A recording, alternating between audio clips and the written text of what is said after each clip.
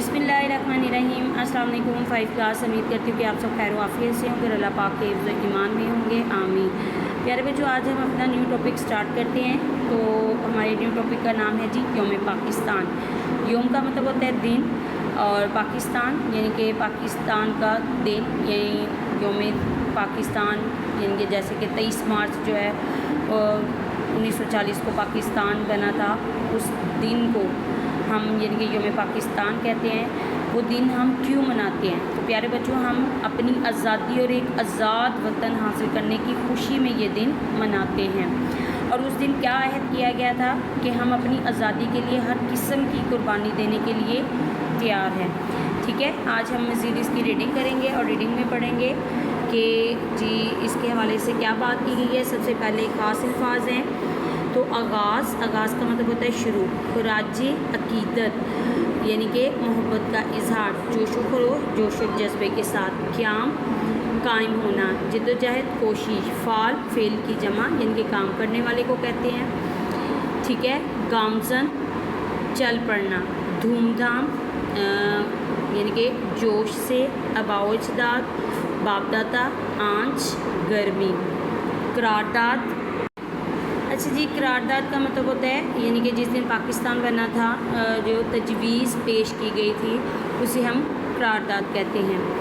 तो चलें हम रीडिंग स्टार्ट करते हैं कि टीवी पर यौम पाकिस्तान परेड बराह रास्त दिखाई जा रही थी।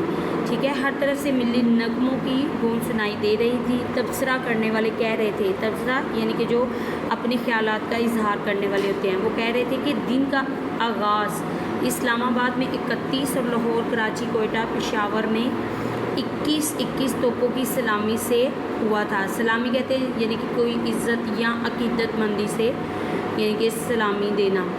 मसाजिद में मुल्क की तरक्की और खुशहाली के लिए खुसूसी दुआएं मांगी जा रही थी।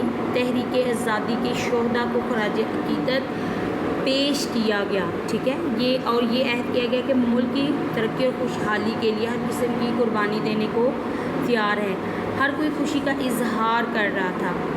बानो को स्कूल से छुट्टी थी, वो भी टीवी पर ये सारी बातें सुन रही थी। और परेड में शामिल दस्तों यानी गुरोह का जोश व खरोश यानी कि जोश और वलवला देख रही थी, यानी कि खुशी का जज्बा देख रही थी। उसके अब्बू भी आज घर पर ही थे, वो भी टीवी के पास बैठे थे।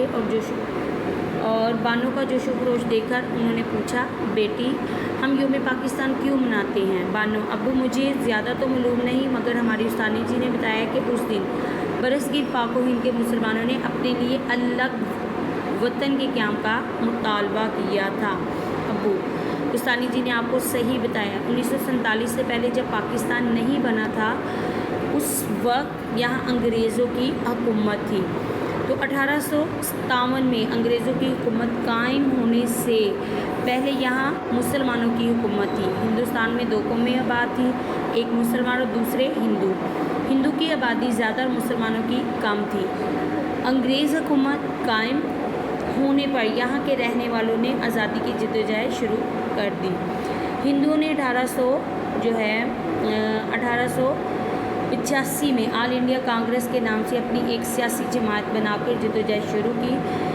शुरू में बहुत से मुसलमान भी कांग्रेस में शामिल हो गए, लेकिन वक्त गुजरने के साथ साथ मुसलमानों ने महसूस किया कि कांग्रेस का झुकाव ज़्यादातर हिंदुओं की तरफ है।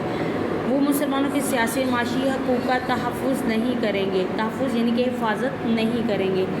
ये एहसास पैदा होने के बाद मुसलमानों ने 1906 में अपने अलग सियासी जमात कायम की, और उसका नाम क्या था जी? ऑल इंडिया मुस्लिम रखा गया।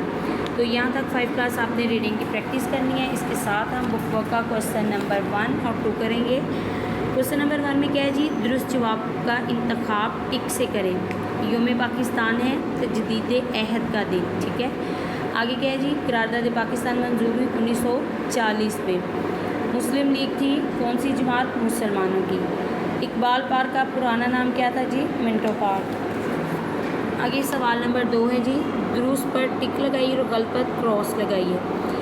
जिंदा कौमें अपनी तारीख के अहम दिनों को याद रखती हैं।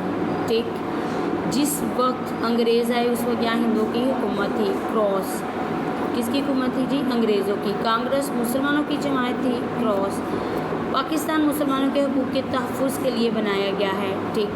قائد اعظم رحمۃ اللہ علیہ مسلم لیگ کے صدر تھے. تو یہ بھی کیا ہے جی؟ ٹھیک ہے. 5 کلاس آپ نے بک جو ہے وہ لرن کرنا ہے اور ریڈنگ کی پریکٹس کرنی ہے. Okay take care. اللہ حافظ.